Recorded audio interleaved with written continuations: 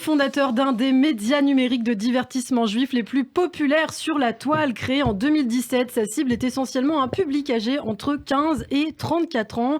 Il comprend des mèmes, des blagues, des concours et des bons plans pour la communauté juive francophone. David Krief, bonjour. Bonjour.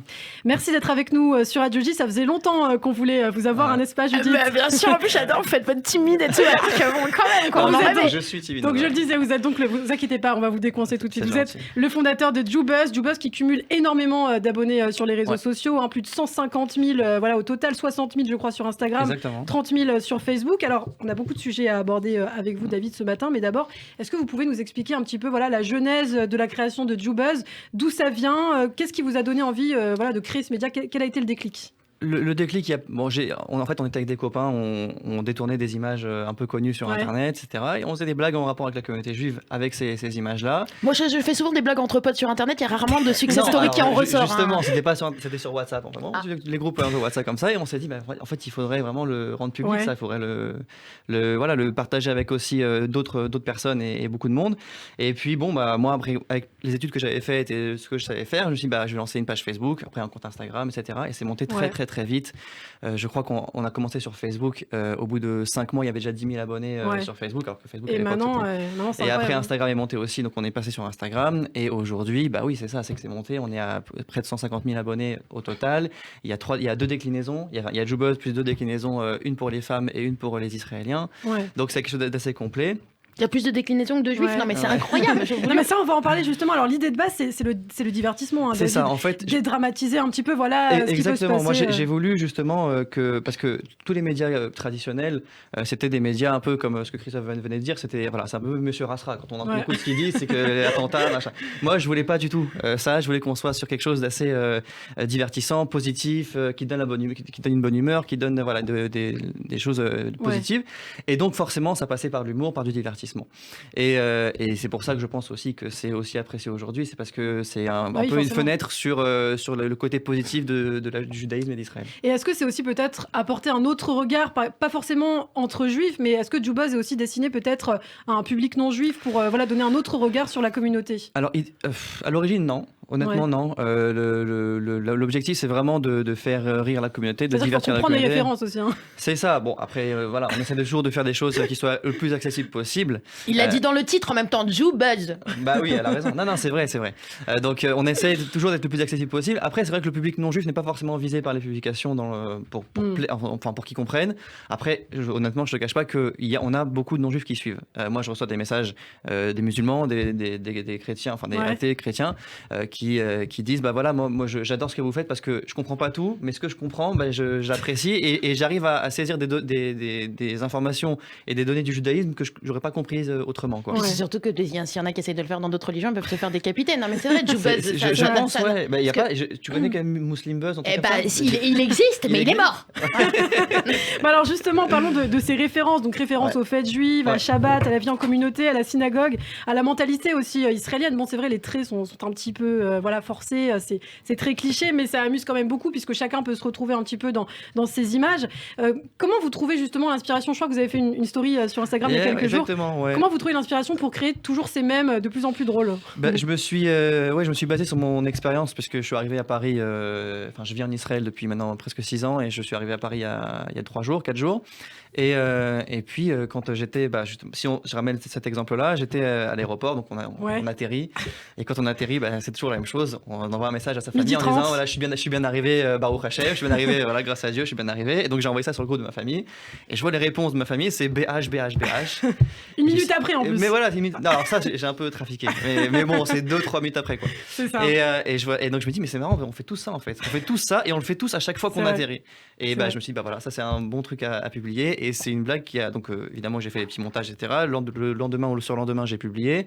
Et j'ai eu énormément de retours comme ça. Mais ça cartonne, parce qu'on se rend pas compte forcément. Par exemple, il y avait un mème, j'ai vu récemment par rapport à Pessar, quand on chante, on se prend pour je ne sais qui. En fait, moi je pensais être la seule à faire ça, et en fait ça concerne. Vous êtes la seule à le faire tous les jours, Ilana, c'est différent. Nous on attend Pessar au moins pour se croire Quentin.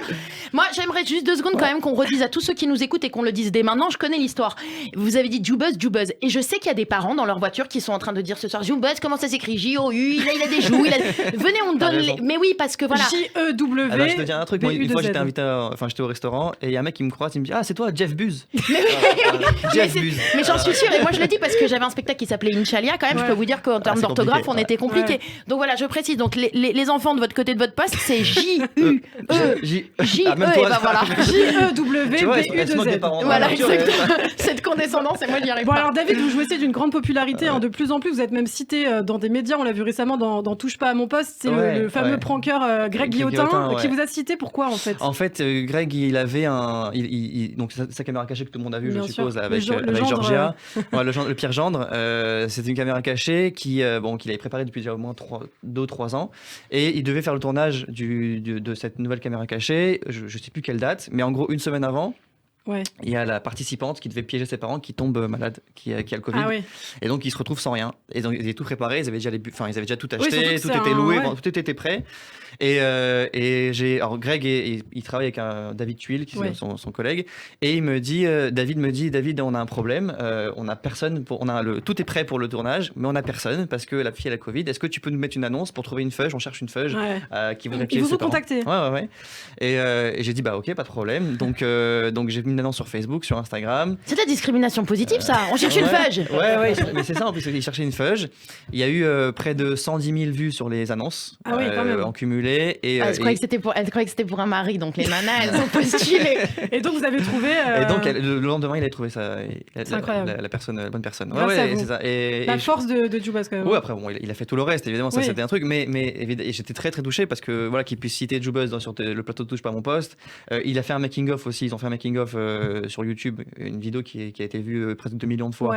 Pareil, il parle aussi de cette séquence-là avec Jubaz. Donc c'est vraiment ça fait plaisir parce que c'est au-delà de la communauté. Bien sûr. Et justement, ça c'est intéressant parce qu'en plus d'être un média, on a parlé du divertissement, vous êtes aussi communicant. Vous mettez par exemple en avant des programmes de jeunesse, des voyages, Massa, Taglit, etc. pour la communauté juive. Vous avez des partenariats avec beaucoup d'organisations. Ce sont de vraies campagnes de publicité, David. Exactement. En fait, moi je me définis pas du tout comme un humoriste, pas du tout. Judith peut témoigner, mais je suis très observateur et mon métier c'est du marketing, voilà, c'est ça. Et donc en fait, vous remarquerez que les blagues essentiellement de l'observation et du cliché, voilà. Après, c'est peut-être des petites techniques au niveau du langage, au niveau de l'écriture, qui font que ça devient drôle et tout ça. J'adore comme il se rend pas la tête. Il vient de nous dire, vous êtes des boulettes, je vous fais rire comme des boulettes, voilà, vous riez, vous kiffez, on n'a pas besoin de plus. J'adore qu'il assume complètement, et en même temps, c'est parce que c'est vrai, c'est sincère ce qui s'y passe. On s'y retrouve. Non, mais du coup, c'est un vrai outil de communication, quoi. Et voilà, c'est là où je veux en venir, c'est que moi, justement, j'utilise aussi ma formation marketing pour aider des marques qui veulent se promouvoir, parce qu'en fait, l'audience de Jubaz, elle est tellement énorme sur les réseaux sociaux, notamment auprès des jeunes.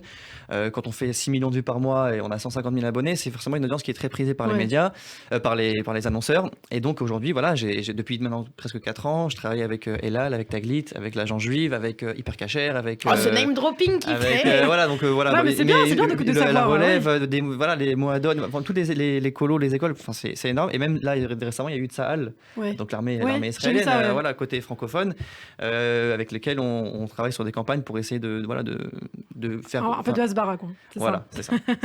Et David, aujourd'hui, quels sont vos projets ? Quel est l'objectif clairement aujourd'hui ? C'est de créer un vrai groupe publicitaire, médiatique ? C'est quoi exactement ? C'est même pas qu'un projet, c'est maintenant une réalité. C'est une réalité, oui. Là aujourd'hui, ce que j'essaie de faire, c'est de me diversifier au niveau soit des déclinaisons, parce qu'aujourd'hui, il y a Jubaz pour les femmes, Israël, Jubaz Meuf, il s'appelle Jubaz Meuf. Quelles sont les déclinaisons que vous avez ? Alors, il y a Jubaz qui est le principal, ça c'est celui que tout le monde connaît, il y a 100 000 abonnés au total. Il y a Jubaz Meuf, donc, qui est dédié vraiment uniquement à la femme juive, donc c'est des blagues et des concours uniquement pour la femme juive, il y a presque 20 000 abonnés. Israël, Jubaz Israël, donc là c'est pour les gens un peu comme moi qui sont en Israël, on est sur 14 000 abonnés. Et là justement je vais sortir dans le 19 mai. Jubaz Aztec pour les juifs péruviens ça cartonne. Écoute, il y a un Jubaz Food aussi, je crois. Exactement. J'ai étudié le dossier. C'est très secret, ça, quand même, bien joué. Et le 19 mai, donc ouverture des terrasses. Je me suis dit c'est la bonne date pour ouvrir un truc au Jubaz Food. Et du coup, autour de la Et nourriture. ce sera quoi? Ce sera Des blagues autour de la bouffe. Ah d'accord. Et des concours pour gagner des restaurants, des bien ça. prix de restaurants, machin. Il a quand même une très bonne analyse de ce peuple, je trouve. Ouais. Et il y a aussi d'autres éléments, c'est Razak, Jink et Milim. Alors, Razak Milim, ça c'est un peu à part, mais Jink, ça c'est un truc que vraiment j'aime beaucoup. C'est en fait un truc que j'ai créé à côté, qui n'est pas de l'humour, qui est la culture juive en flash. Donc c'est des petites, c'est une image, une une image, déclaration. une information sympathique à lire en 5 secondes. Tu as lu le truc et tu as appris quelque chose, et c'est quelque chose que tu peux après raconter. Tu fais du manique un peu en soirée. Tu savais D'ailleurs, tu sais que Judith, c'est la dame de cœur dans les jeux de cartes. Tu sais que les jeux de cartes, les figures des jeux de cartes, c'est chacun représente une figure historique. Ouais. Par exemple, le roi David, c'est le roi de pique, il me semble. Ah, d'accord. Et Judith, Et Judith, c'est la dame de cœur. Voilà, Ouais, c'est drôle. Voilà, alors par C'est contre, bien si David, Judith. Ouais, c'est vrai, il y a on sent qu'il quelque une chose. petite Ouais. tachine, là. En même temps, il vient d'annoncer à tout le monde et à tous les auditeurs qui jouent au poker le samedi soir. Non, Quoi. Donc, bah, je sais pas s'il vient de faire une grosse vente là. Bon, et bien un dernier mot pour conclure peut-être, David, nous parler de vos projets. Donc du coup, Jubas Donc il y Food. a Jubas, ça c'est le prochain. Après, il y a d'autres projets. Il y a un nouveau site qui va sortir, jubas.com, vous pourrez le voir. Ça c'est bien. Et ça, où il y aura vraiment, parce qu'il y a des gens qui n'ont ni Instagram ni Facebook et qui aimeraient avoir accès aux blagues aussi. Et justement, ce site-là, il y aura toutes les blagues qui seront dessus. Donc ça, c'est une chose. Et après, j'ai d'autres projets. Il y a peut-être un shop. Enfin, on est en train de travailler sur un truc de shop qui va sortir avec des produits dérivés. Bon bah ça c'est bien. Il y a pas mal de choses intéressantes comme ça. Et un mariage cette année si tu veux. Allez, amen. Et bien merci beaucoup David Crève. On peut vous retrouver donc Merci. sur tous vos réseaux sociaux. C'est le groupe _du6 jubuzz.fr. Merci. Ça, À très bientôt.